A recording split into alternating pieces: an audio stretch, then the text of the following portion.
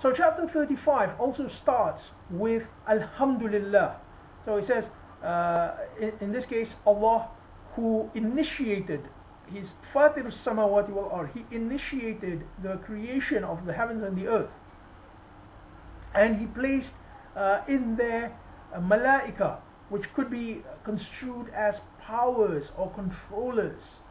And He gave them certain levels, if you like, and He adds to creation as He wills.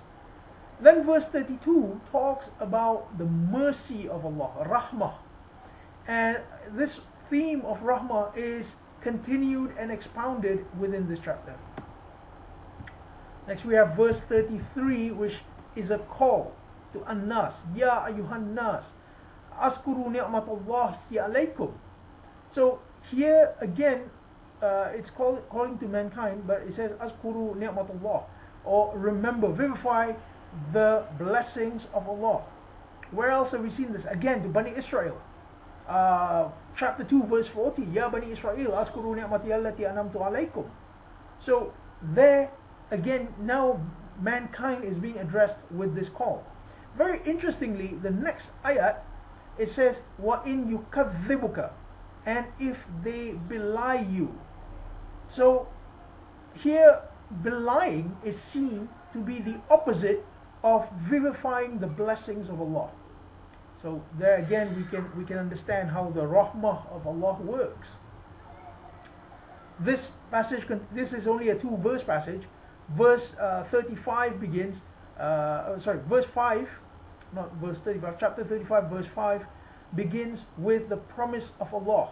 We've seen that before as well. Wa'dallahi haqqa, verily the promise of Allah is true. So do not let the hayatud dunya, the life of the present, fool you. And verse 6 mentions shaitan again.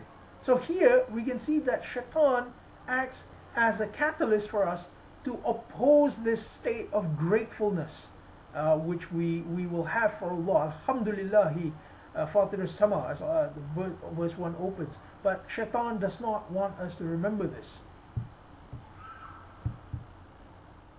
Right, next we have another call to humankind, which is verse 15, and it talks about our need for Allah. We are fuqara ilallah.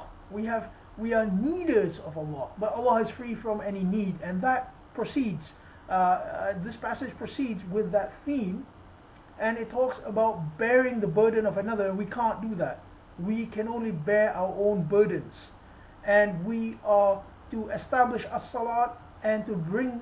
And it says that وَمَنْ يَتَزَكَّى, those who grow themselves, and the growth is for their own souls. So the word nafs is actually mentioned here, souls, yeah? And as we know from 13:11 and 8:53, the nafs is the center of change. So perhaps here, in order to reach this stage, which is expounded again in chapter 34, which we did before this, we are to change what is in our souls.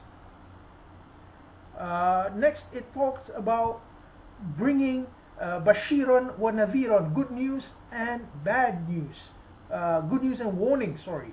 And each ummah will have a warner. So why is this mentioned here? Perhaps in order for us to discharge our duties to Allah, we need to keep spreading the message. And again, it starts with وَإِن يُكَذِّبُكَ, verse 25. If they belie you, then they have belied those before you who came with al-bayyinat, the clarification, was zubur, they built institutions, wal kitab al-munir, and the book which produces light. So here we can see that those before us also had their own roles to play, and it is the same roles, and we have to reenact these roles.